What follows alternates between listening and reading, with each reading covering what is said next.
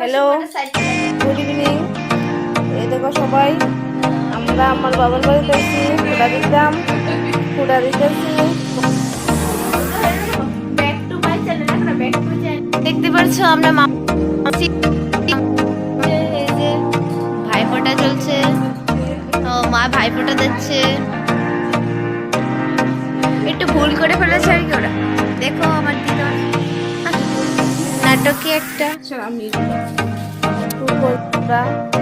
দিয়ে ফুটা দিতেছি। এই না আমার একটা বোন বাইরে ফুটা দিতেছে।